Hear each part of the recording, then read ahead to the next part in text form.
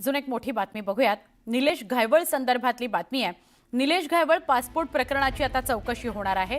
Pune passport विभागाच्या पोलिसांची चौकशी केली जाणार आहे।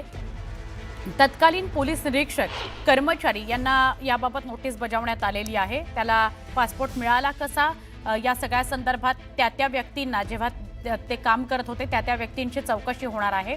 चौकशीकरता हजर राहण्याकरता त्यांना नोटीस पाठवली गेलेली आहे। निलेश घायवळला पासपोर्ट करता मदत करणाऱ्यांवर आता कारवाई होईल अशी शक्यता व्यक्त होते आहे।